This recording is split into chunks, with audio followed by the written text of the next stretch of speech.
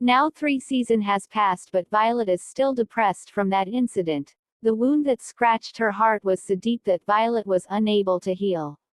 Her maid Jen came to woke her up and inform her that a letter from the Ranchia couple, the parents of a young monk whose life was saved by her at the Cantus Monastery, came apparently. He's the second son of the Lancia family from the West. She continued, I'm sure the letter will be full of their gratitude, but you should still see what they have to say. She took that letter near Violet, but Violet didn't pay any attention to it. Jen left the letter beside Violet and said, Rest well, madam. Then she left the room. It was an unexpectedly cold winter wind that woke her up, who had been out of her mind for a long time. Just as if she woke up with cold water poured on her face, her mind came back when the physical coldness touched her cheek. Violet read the letter context. Greetings, Madam Violet. We received the news that you saved the life of Reyes, our son. After a long investigation, we have finally found the culprit of that incident. We thought it was right that we shared this news with you. After our firstborn son fell ill, our second son, Reyes, was appointed as head of the Lancia household. As it turns out, the person responsible was none other than Lancia John Peze, my husband's younger brother. My husband's brother conspired against Reyes and poisoned him in order to succeed his title. With our firstborn suffering from a dire illness, I don't know what my husband and I would have done if our second son had also left our side. We would have lost our mind. We are forever indebted to you. If there is anything we can do for you, please let us know. We will help you to the best of our abilities. After checking the letter once again, Violet took the paper with the blooming family's crest from the drawer and put it on the table. She wrote down her replies. In the meantime, a maid who came to wake her up in the morning came running in surprise. Little lady, are you awake? You have regained your strength. Good morning, Violet replied, delighted by her friendly greeting after a long time. The maid asked, Are you feeling better now? Yes, I'm going to get up. I'm sorry, but could you send me this letter? She asked. Sure, the maid replied and took the letter and ran out. Violet looked around her room calmly. Rare items were flashing everywhere. Winter, who didn't know how to appease his wife, was buying all the luxuries he saw everywhere. An emerald that is as big as a palm and a rare flower that blooms only in the desert. Useless and mysterious harnesses and delicate dolls from the magical continent. In the meantime, Winter immediately entered the bedroom after hearing that his wife seemed to have regained her strength.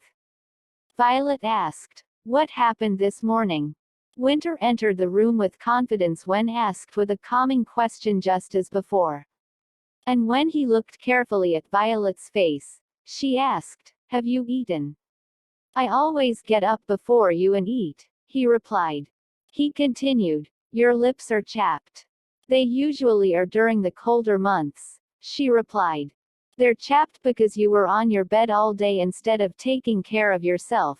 He spoke then as if he was pinched and picked up the box under the bed. When he opened the box, there was a thick cream-type cosmetics.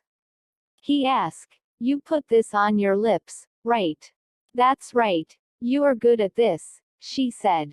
He replied, I tried it when we changed bodies. Winter, holding the brush containing the cream, looked up at Violet as if he wanted Violet to raise her head a little. After applying the cream, the dry and cracked lips were glossy. Violet said, You should put some on too. He replied, Glossy lips aren't necessarily a good look for me. He hated it as if he was annoyed just thinking about it. Violet swept his lips with her index finger, rubbed Winter's lips with a creamy hand, and said, while releasing her hand, she spoke, It's not strange at all. He spoke nervously, You had me worried sick for the past 2 months and now you're. He thought finally she is back. Violet has finally returned to her usual self. He continued speaking, If you're feeling better now, let's go to the capital before it gets colder. I've got too much luggage. It will take a long time to pack it. Just throw away the things you don't need. More than Violet, Winter was out of his mind for a while. Violet's room was full of things that she could not fill while she was in sorrow, and there were a lot of things outside the room that she had not yet opened. He opened another box and took out a marionette the size of Violet's waist from it. He said, "Especially these things. I don't know what the hell I was thinking when buying this. I thought this kind of doll was used only in puppet shows," she said. He replied, "Yes, only in puppet shows." Winter took out a gentleman doll dressed in a suit and skillfully took off his hat with both hands and moved it to greet. "It's hard to see you, ma'am," Violet asked, curious about his dexterity. "Why are you so good?" He replied, "I'm good at everything." Violet laughed a little in a long time at his impudence. Then she bowed her upper body and shook hands with the doll. "Long time no see, gentlemen." He leaned back and said, "Oh, let's go to the capital as soon as possible. I'm sure you'll like the house." After closing his eyes for a while, he murmured in a voice that even felt naive. She replied, "Yes, I really want to go as soon as I can too." The mansion was noisy for a while. Winter bought so many things this year that Violet's luggage alone required 3 cartloads. Even Loader said, "We had to call over 3 carriages to carry all the luggage. You really have a lot even for a noble family." She replied, "They are that valuable to me, so please handle them with care." He replied, "Of course. I'll make sure to deliver them safely." "All right then, I shall be on my way now." And went off. Violet asked from Jen, "Winter has left for the capital already, hasn't he?" Jen confirmed, "Yes, he said he would go first and prepare for your arrival. He said you can take your time and take the train tomorrow." Violet replied, "I see you can go now and can rest." Jen, who checked that the luggage was loaded well, somehow returned to her side with a worried face. After a while, Jen said in a small voice as the carriage departed, she asked, "Those were private carriages, weren't they? I saw it as I was moving the luggage. The crest of a noble family hung on the inside of the carriage. All of your belongings are in those carriages, madam. Where are they headed to?" "Jen, you're very observant," Violet replied. Jen asked, "Please tell me where those carriages are headed to." "Sir Winter is waiting for you at the capital, madam. West of the continent, to the house of Ranchia. They decided to buy all my stuff at a good price.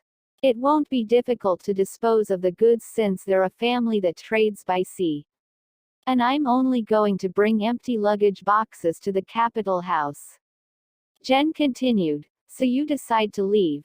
Jen spoke as if she knew the reason now and sighed with tears. A moment of silence. Violet continued with a relieved face, "If you can't die, you have to live. You have to move to survive. I decided to leave this place to live. I've only been sorry for my husband, so I'm trying to give him back. I haven't been of much help to Winter anyway. That's why I am planning to give him what he loves most before I leave." Jen speak, "Are you referring to money?" "Yes," Violet replied. She continued, "In return for leaving his side, I wanted to provide him with the money that he so cherishes more than his own life, although it's nowhere near enough of how much I wanted to give him. This monetary amount is the only happiness I'm able to provide to Winter. If he was happy, she thought she would be happy." Scene shifts to capital. Winter thought. It was raining in the capital now. The road was a mess with muddy water, but as the night deepened, the road seemed to freeze, making it difficult for Violet the carriage to travel. Winter stood at the porch of the mansion, accompanied by Hyle. This is the new place for Winter and his wife to move. Hyle spoke, "I'll do something about it tomorrow morning, so you have to work." "I'm busy," Winter replied. "It's been like this for 2 months. The company, which had always been fattening based on Winter's big decision, suddenly fell into confusion." Hyle cried in distress. Hyle said, "How can you be so busy doing that here? Isn't the Lord like reading documents that make money the most in the world? The documents are piled up in the office now.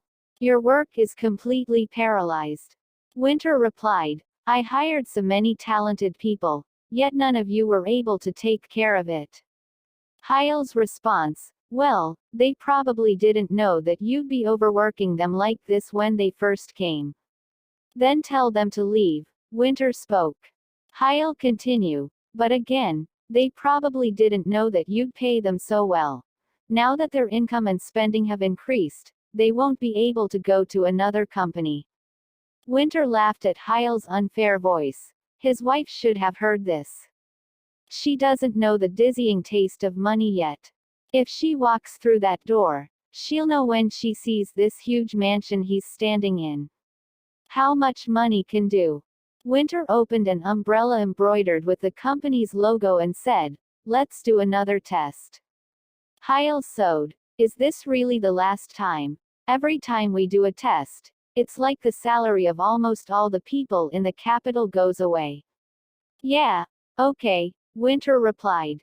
Hyle reached into the small wooden door and began to turn the handle. Soon the whole dark building flickered. After a while all the lights on all sides of the building were lit. He thought his wife should see this. The lights of the mansion outside the Capitol were so intense that they could be seen from very far away. It was not just the mansion. A short distance away was a single-story building for the ballroom, which was also full of bright lights. This is where Violet will hold her extravagant party, and every Nobel in the social world would want to be invited there. And Violet will be able to put the social world on her palm without any effort. When spring comes, she'll be surrounded by a garden full of beautiful flowers, and once she sees that, she'll definitely. Winter tried to imagine his wife looking at the garden and being happy. Strangely, however, the vivid imagination did not come to mind. The anxiety that it would be winter here continued to strike him. It's been like that all along. Hyle saw Winter's disturbed face and asked, are you all right, President? Winter kept thinking, I'm getting a bad feeling that this place will be as cold as winter all year round. Winter took his umbrella and turned. Hyle asked, where are you going, President? Winter replied, the train station. I'm going to wait for Violet. There, if the roads freeze because of the rain, the carriage might not be able to travel here. Hyle spoke. You should wait for her, because we still have a whole day left before Madame Violet arrives. Hyle kept begging, but Winter didn't stop. Winter can't stop thinking how everything seems too bad. He muttered, no, it can't be. I'm just worrying over nothing.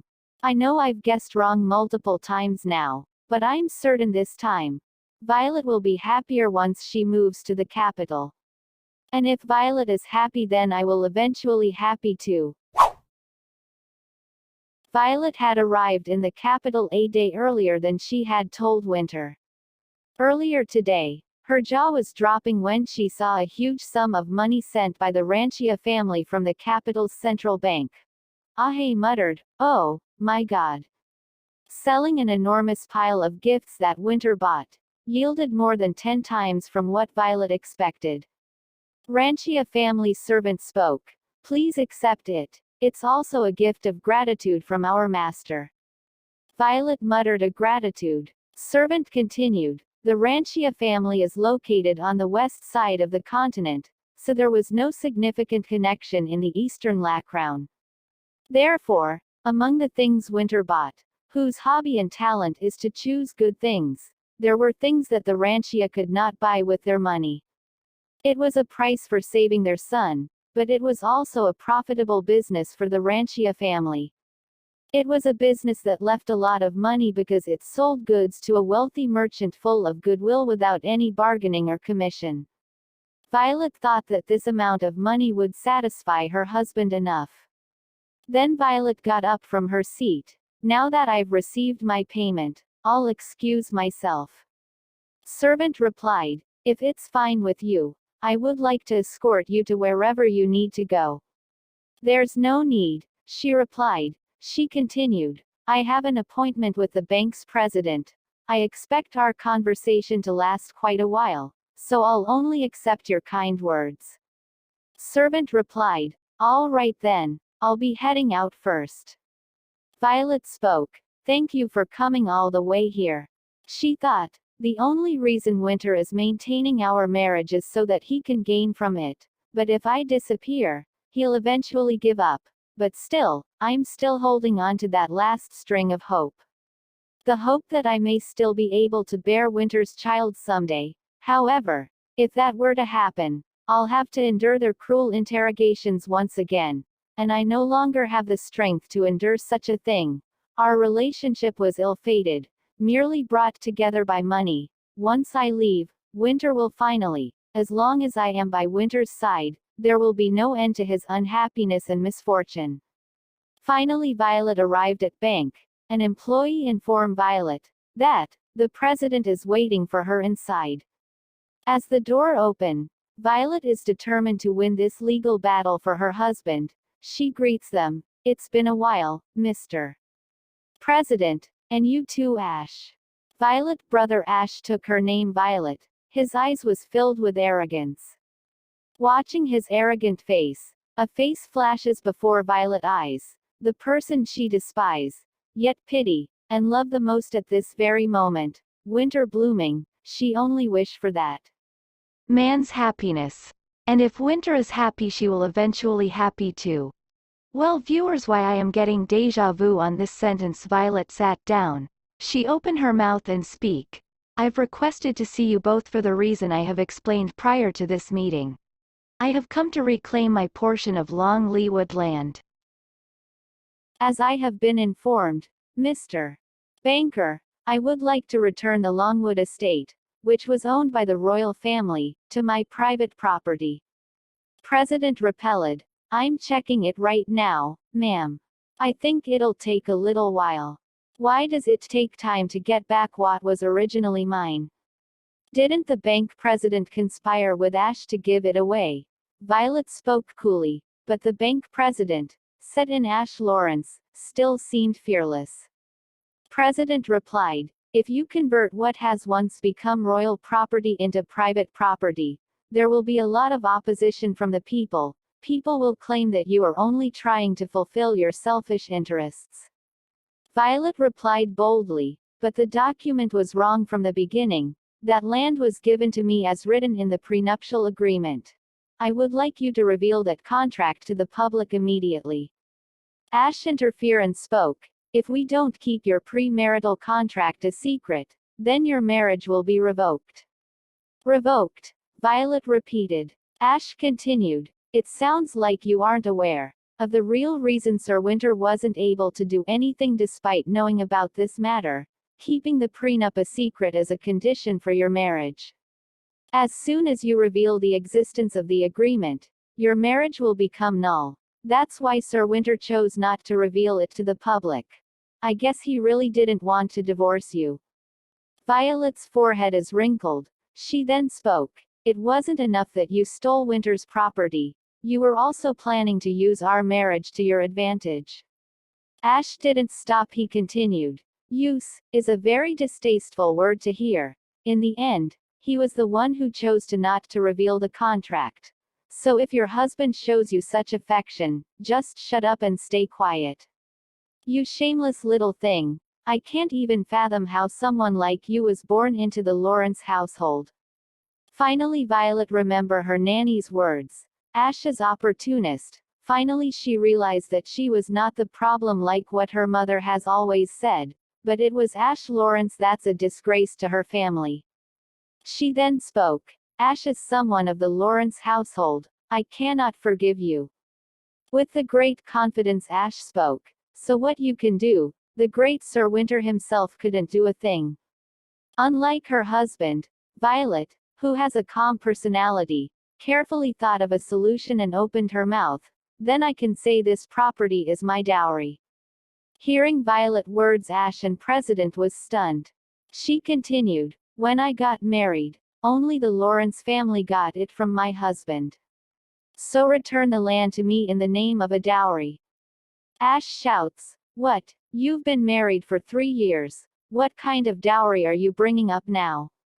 She replied, I didn't get it 3 years ago, so I'm telling you now. It's the law of the family that women in the Lawrence family receive dowry. If I file a lawsuit, I will definitely win. Hearing this, Ash can't control his anger. He shouts, You will take me to the take. But Violet didn't flinch. She continued, I didn't come here to lose, Ash, so stop here and don't go ruining your image that you've worked so hard to build until now. You even went so far as to give up the throne to create this image of yours. President took a glance. He thought, she's really changed. She was never weak-natured to begin with, but growing up as a royal princess, she wasn't even able to fasten a button by herself. I can't spot an inch of that delicate side of her anymore.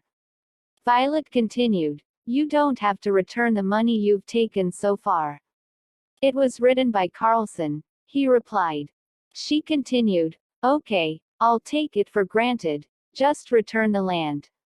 She thought, I'm sure he didn't expect me to come at him like this.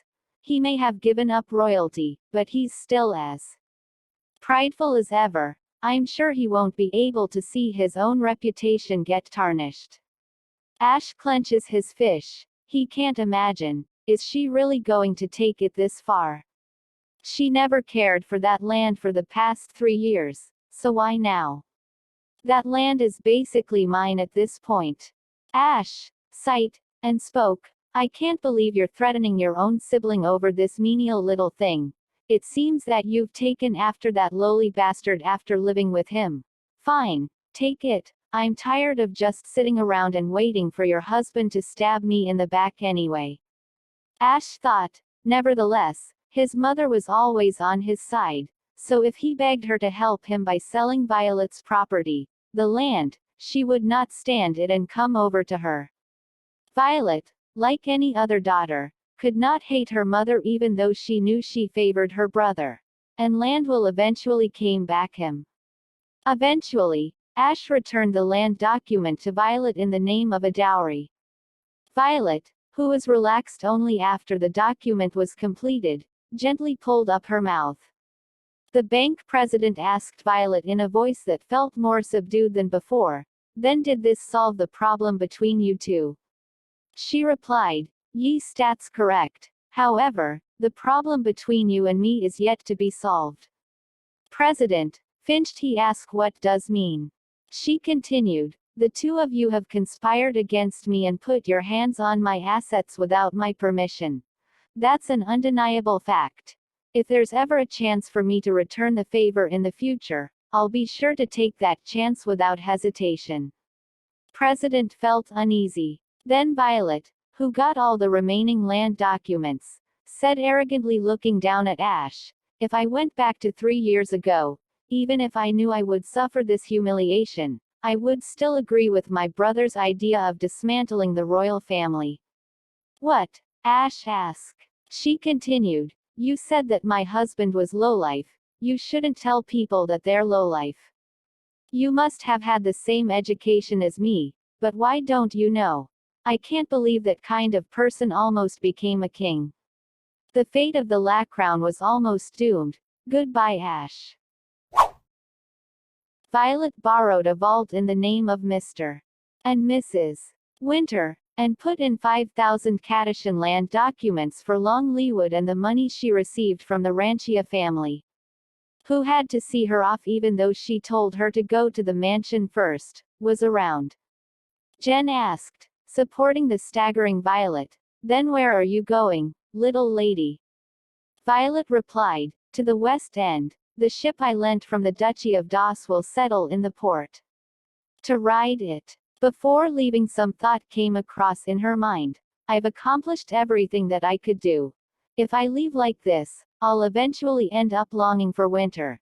The feeling of hurt and hatred from that day is still vivid in my mind right now, but as time passes, this too will become a feeling of affection.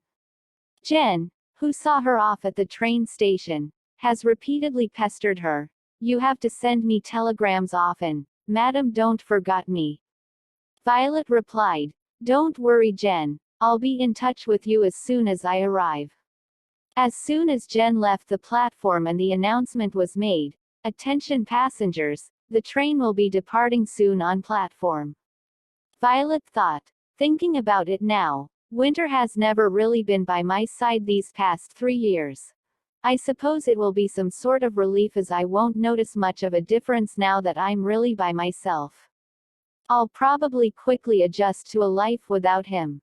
Then she turned around for her train coach. Then suddenly Winter came and hugged her from behind and asked, "Where are you trying to go?"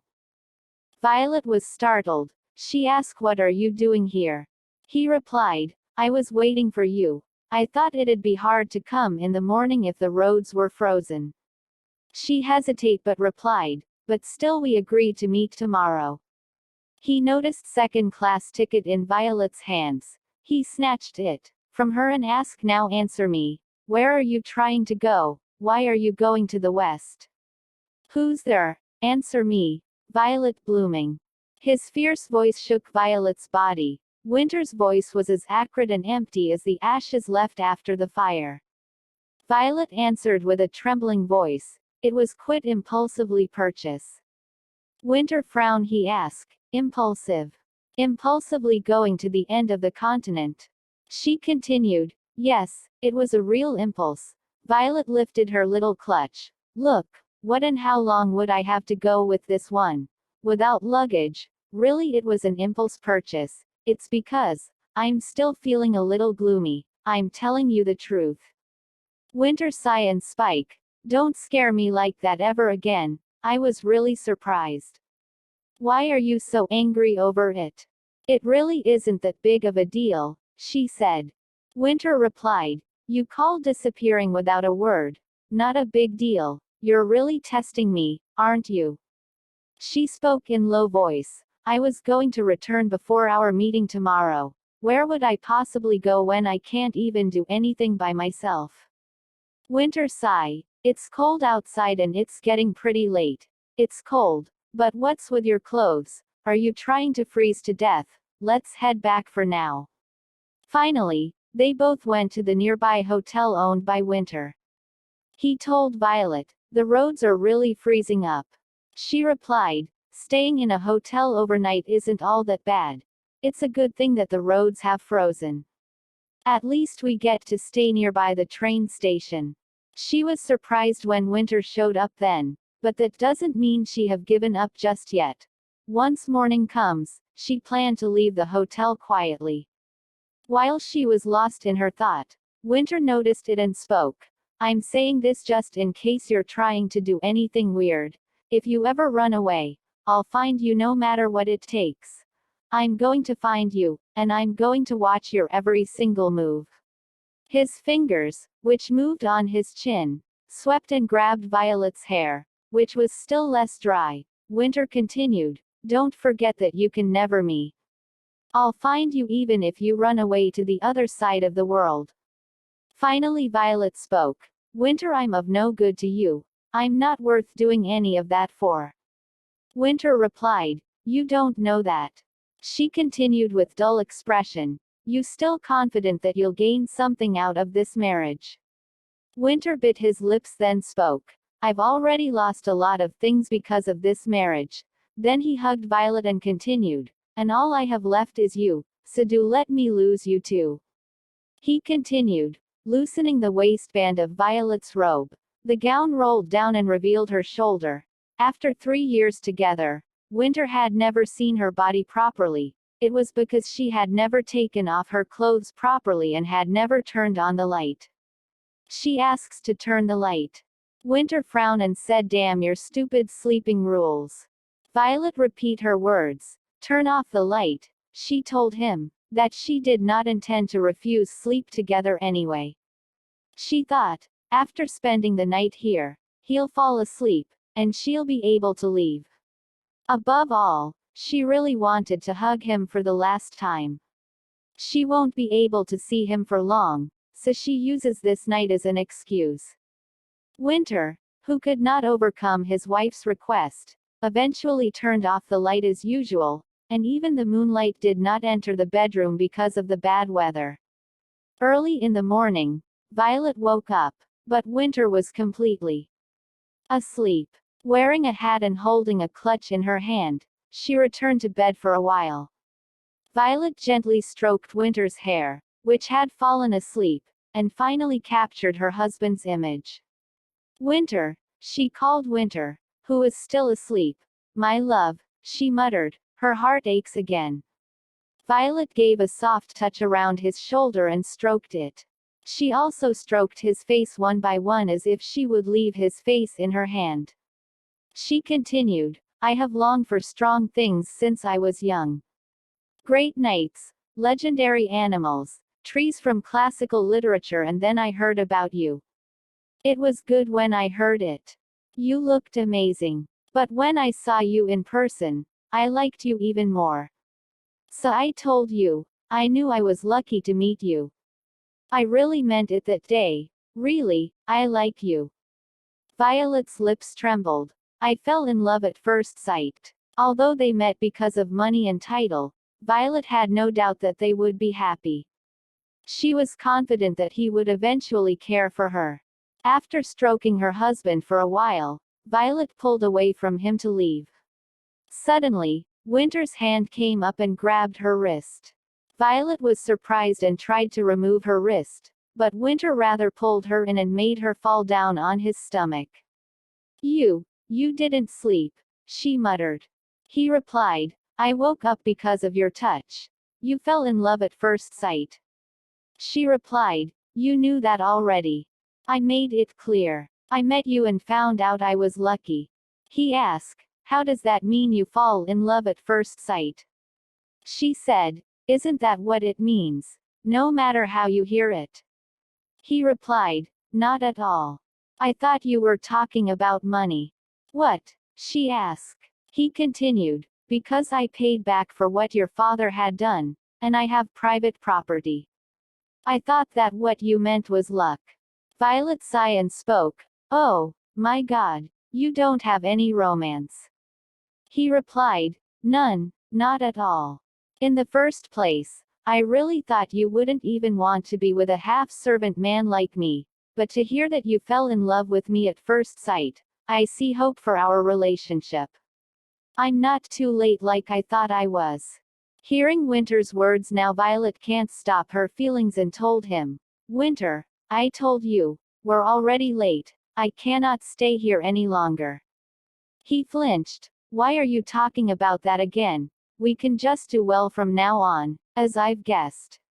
You were trying to run away, right? He frowned and continued, that's good. Now I have a reason to keep you under surveillance. Violet replied, Winter, please let me leave. Winter said, stop this nonsense. He looked desperate. Violet said bitterly, I have to go. Violet, who hurriedly ran away from his hand, picked up her clutch. She opened the bag.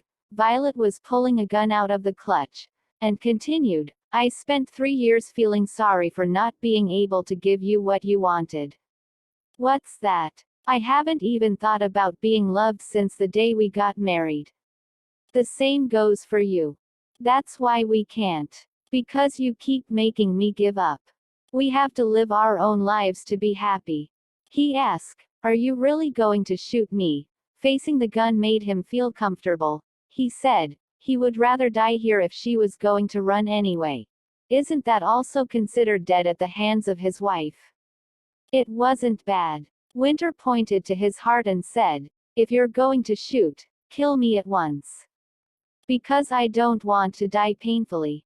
Violet laughed helplessly at his words. She said, I don't want to hurt you at all. I want to show you something. You've been curious about how to change our body all this time. I'll let you know. And Winter's eyes grew bigger when Violet put the gun on her head.